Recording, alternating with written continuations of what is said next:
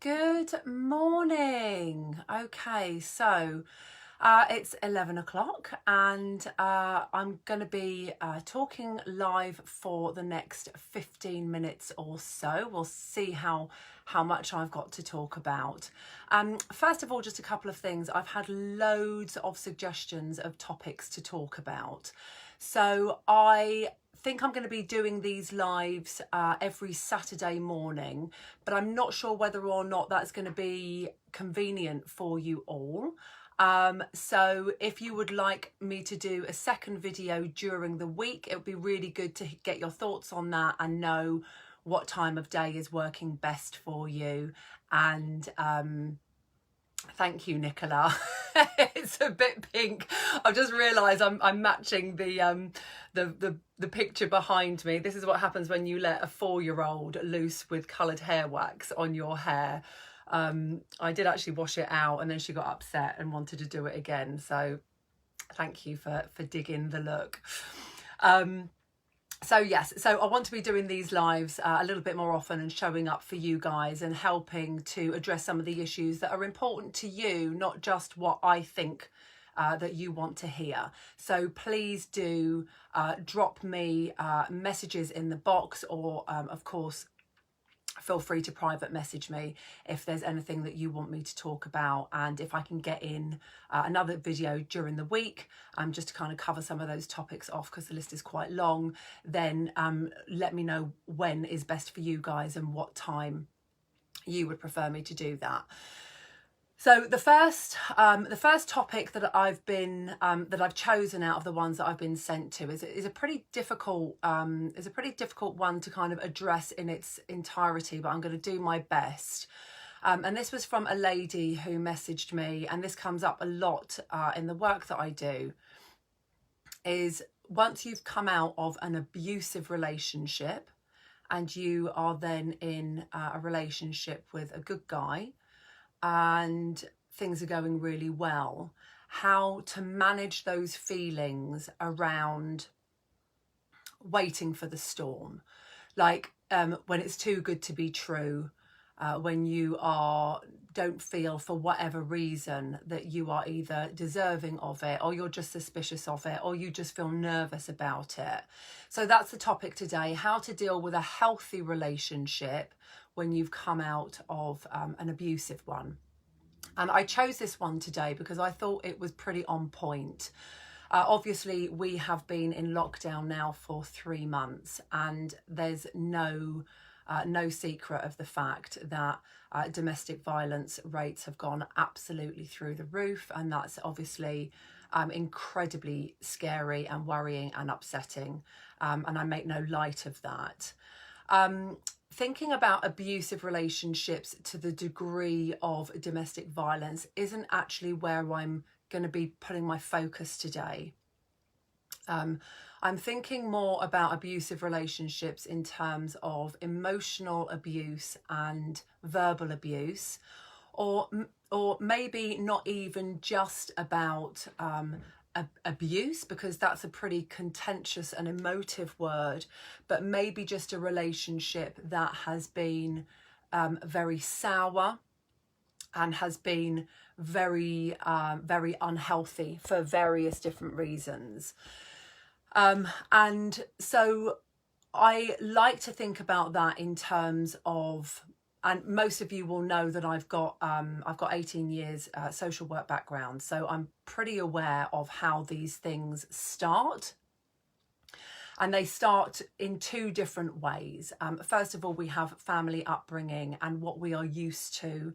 And you'll know that I've talked a lot about in previous videos about what we learn when we grow up and how we see relationships and how we see family life and what have you. But I'm also thinking about it in terms of that nobody gets into an abusive relationship with a bad egg, if you like, knowing that that's how it's going to be. Like, no, well, very, very, very rarely does anybody get into that kind of situation without being deceived, basically, because abusive relationships don't start off abusive from the beginning. They start off loving. They start off charming, charismatic, and can often make you feel like you're the most important person in the world. And it's only once then that you are either hooked in, usually by a point of ostracizing you from family and friends, moving you away to somewhere else. So basically just cutting you off from your support network. And I dare say in some cases, well, in a lot of cases, once you are pregnant and you are locked in. So in any way that you then become dependent on that person is then when it starts to change. That's when the manipulation starts to come in. That's when the control starts to come in. And that's where it starts to get really, really difficult. And then that's when it goes from being what you might have originally thought was a good relationship with a good guy who's just, you know, you hear all, you know, I've heard it all. And if this has been a situation that you've ever been in, you'll know it.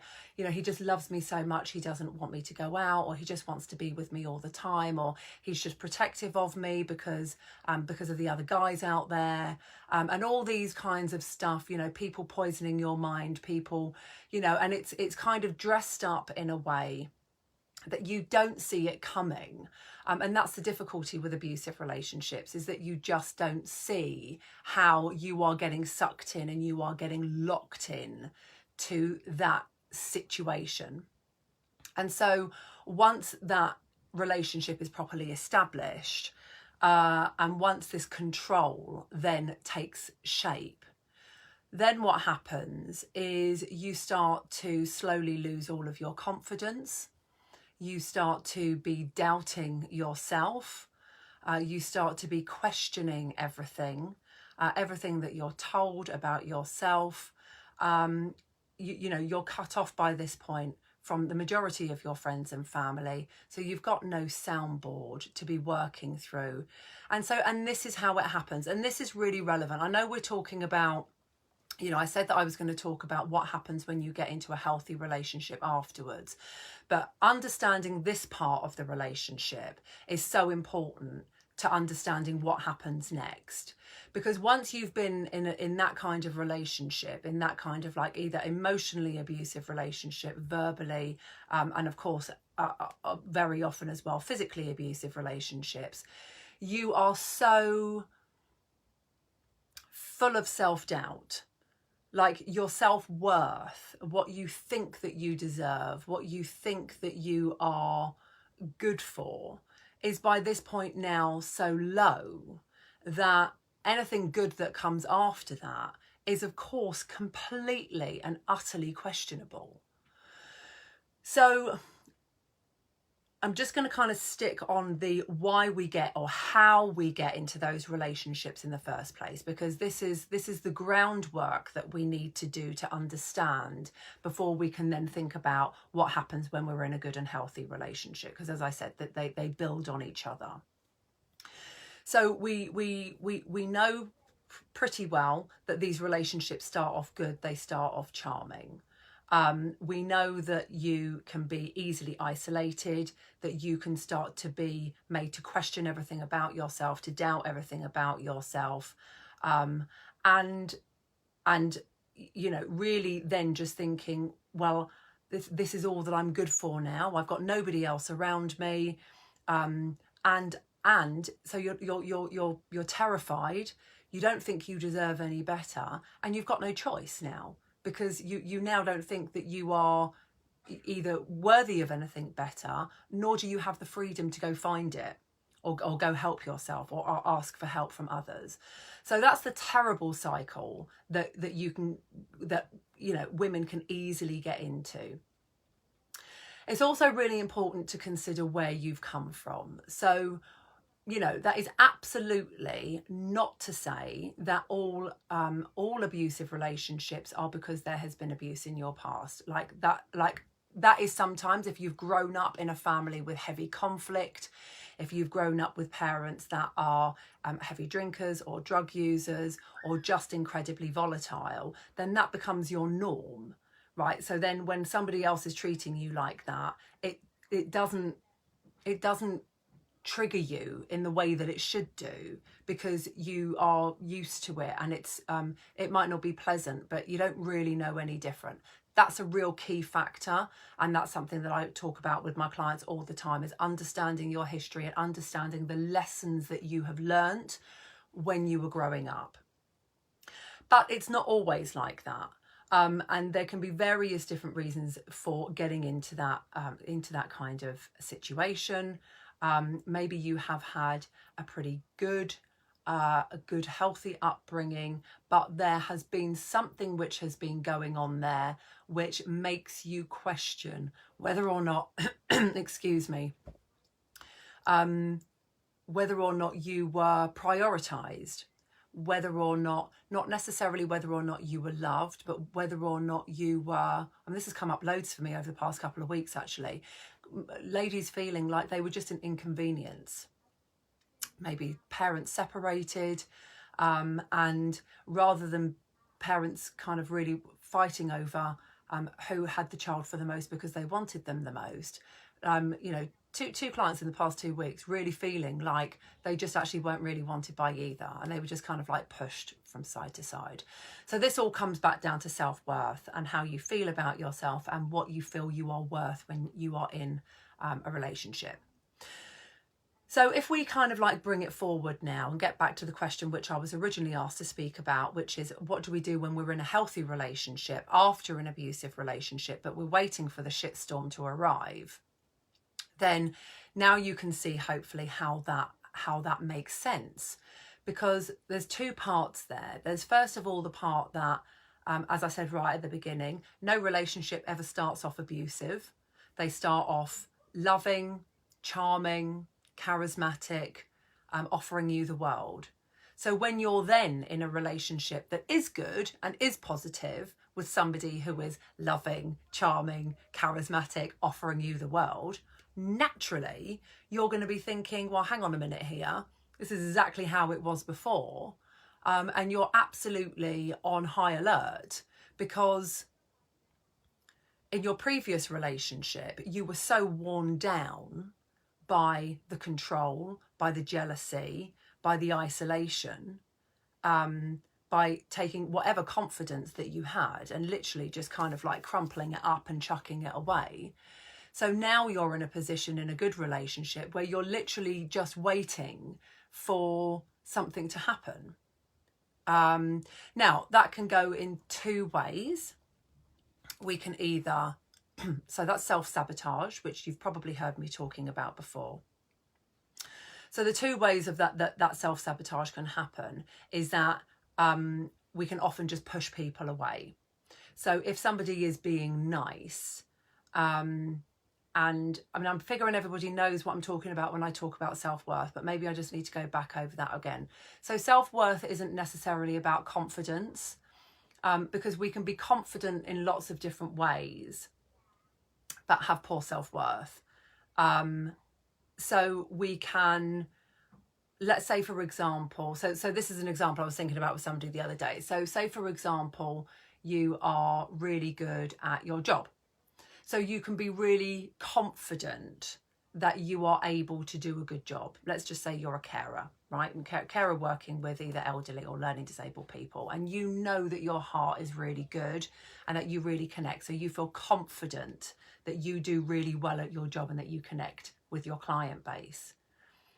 But your self-worth is about how you actually feel about yourself and whether or not you feel that you deserve good things. You feel like if somebody tells you something nice about you, whether or not you can accept that, or whether or not that is something that you just, it just can't even penetrate you, because it's like if somebody says something nice to you, then you think, well, they don't really know me. This is just the side of me that they see. They don't know what I'm really like. And so you can't take that on board. So when you get into a difficult relationship, and it doesn't always have to be like a partnership, it can be any kind of relationship, questioning whether or not you deserve to have love, because this is what we're ultimately talking about. we talk about happy, healthy relationships, is, do you feel that you deserve your happy ever after? Do you feel like when somebody is nice to you just because they want to be nice to you, just because they love you, just because you're worth it, does that just feel unbelievably uncomfortable? And so you end up you end up pushing it away, which is often the case, or you end up testing it. And this is something this is very familiar, is that you test it and test it. Now, as I say, this testing about self-worth and about whether or not I am lovable and whether or not you really love me and whether or not you will be around no matter what I do is so common for these kind of relationships.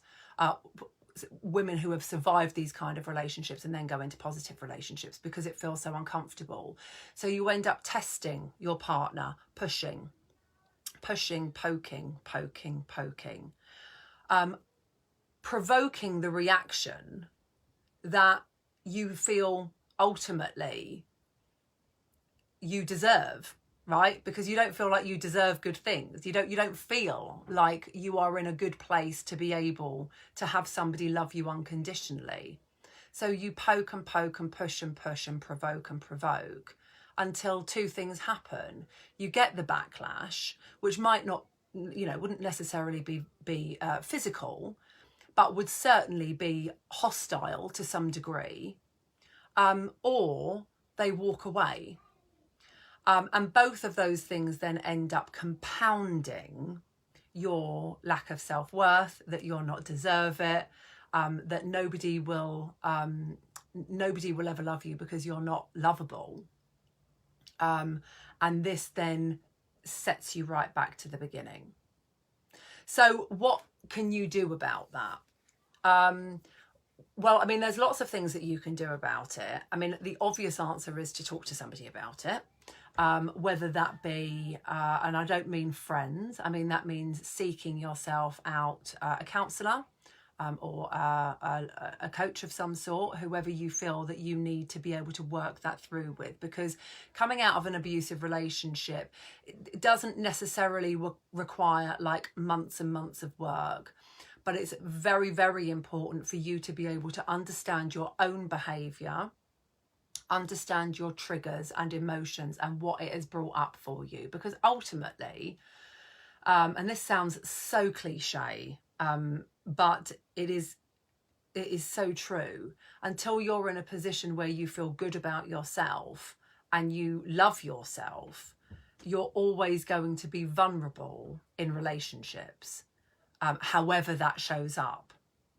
So it's so important to know where you started, whatever that looked like, whether that was good or bad, whether that childhood was toxic, whether your upbringing was toxic, not necessarily abusive, but toxic. And where those stories start for you around what you deserve ultimately. Then we can have a really good idea about working out where your relationship history has been in the past and where your relationship history ends.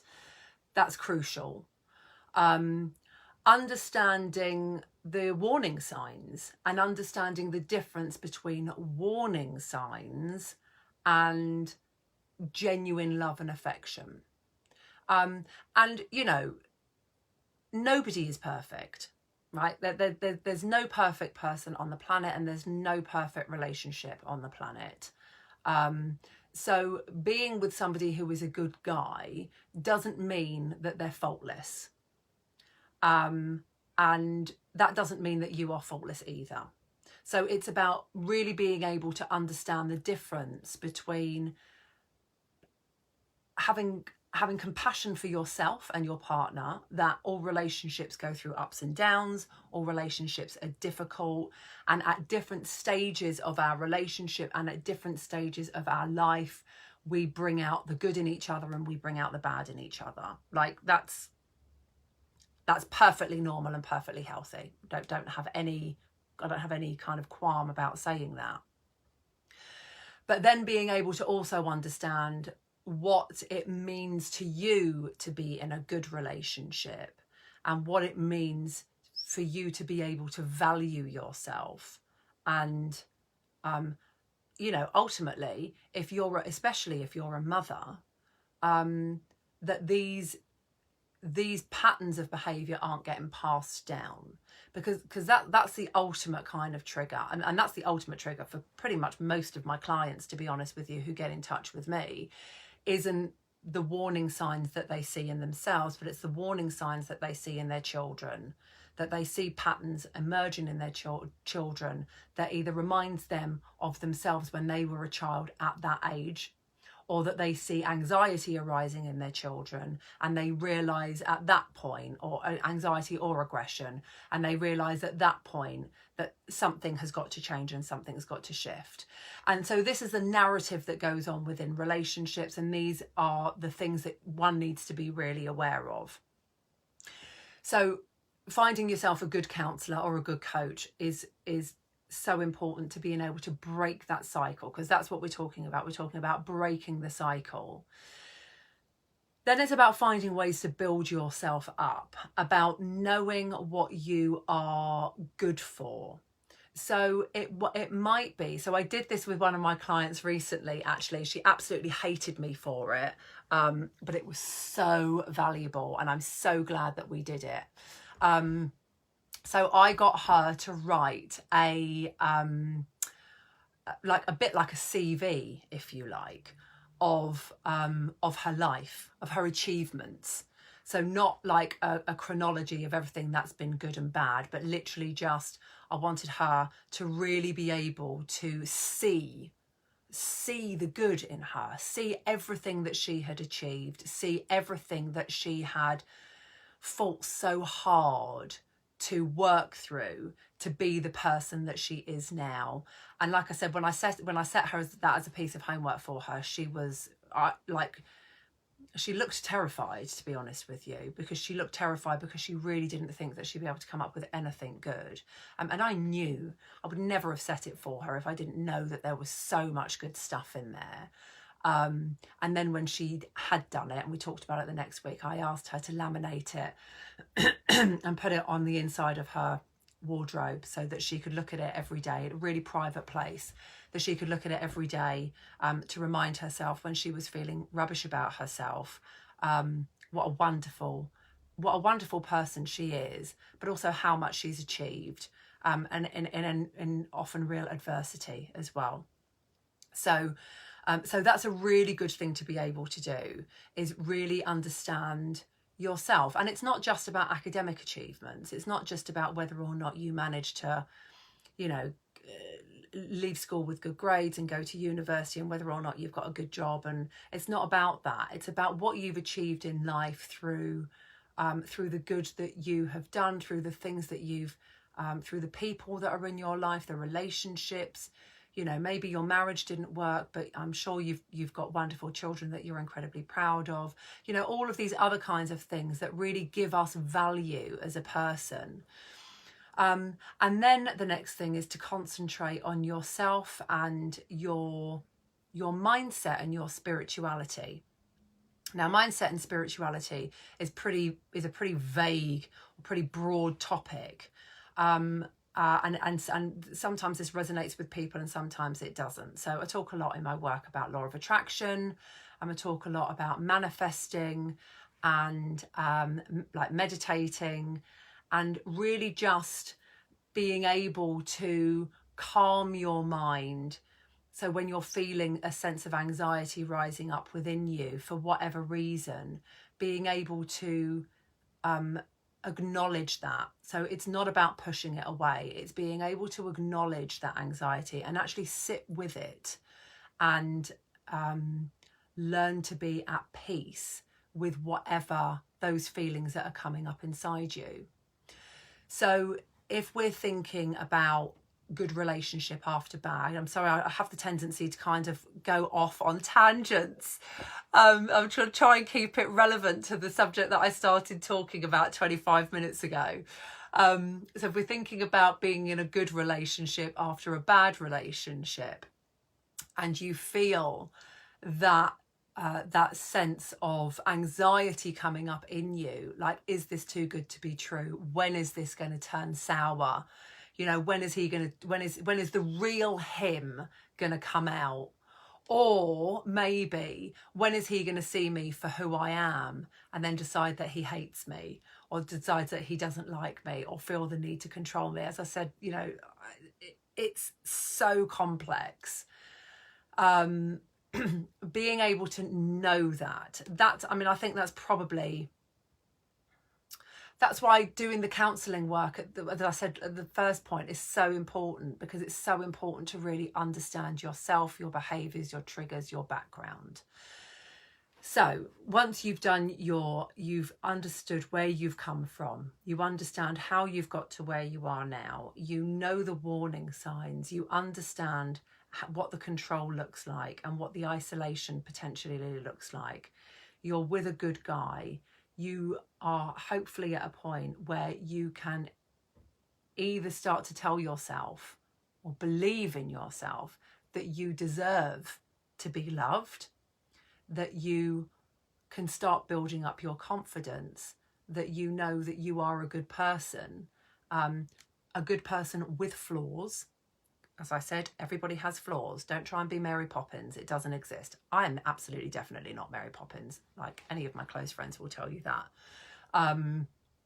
But it's about knowing that. And it's about understanding that we have good and we also have flaws. Like, we can be wonderful and we can still be dented at the same time.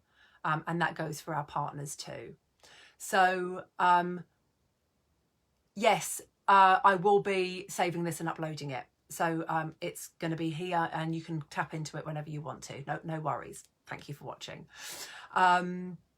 So really understanding that, and then being able to build yourself up to a point where you are building your confidence, building your self-worth. Now, I've missed out the most important thing. I can't believe I've been waffling on for all this time and I haven't got to the most important thing.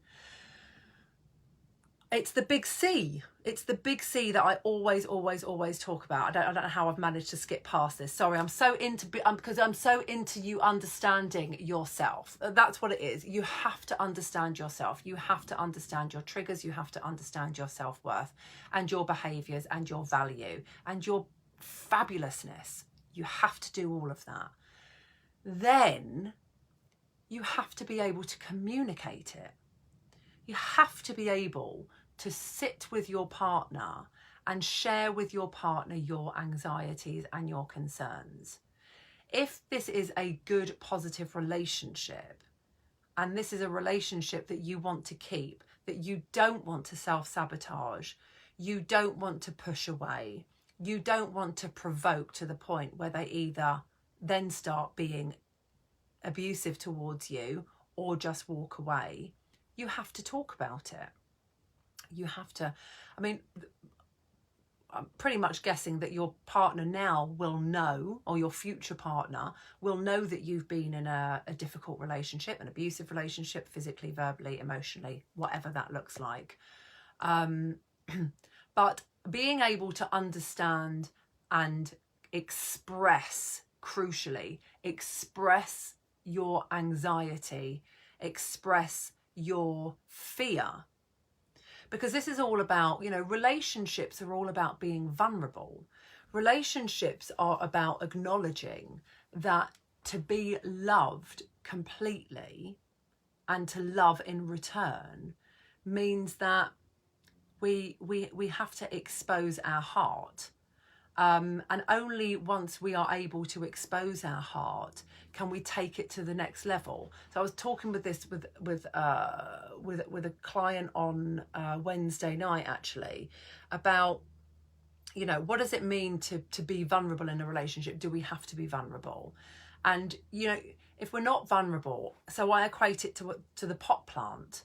So the pot plant can grow in a pot, and it can look really pretty, and it can flower, and it can have roots, but it's limited. It's limited by the confines of the pot, and this is the cage that we often put around our heart when we've been hurt and we don't want to be hurt anymore. So we have to learn to remove the pot and put ourselves in the soil so that we can flourish. I hope that makes sense. I mean, I hope that doesn't feel too like fluffy, but it's the best analogy that I can use to describe it, because you can have love, you can flower, you can bloom, but you just can't flourish, and you can't really, really, really grow. And so we have to learn to take ourselves out of the pot and express that and open ourselves up. And then once we're able to do that, then we grow. So what does it mean to be able to express yourself openly to your partner? What are the fears that come up around being able to talk openly, to show your vulnerability, and to be frightened? Like, what does it mean to be frightened? And what does it mean to have to say that out loud? And do you have the words for it?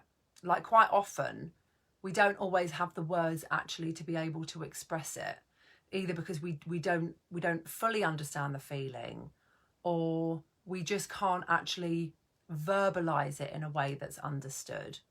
But once you're able to do that, then actually in itself you take your relationship to the next level, because once you're able to open yourself up and open yourself up to fear as well as to love, then you and your partner start learning about each other and understanding each other on a completely different level.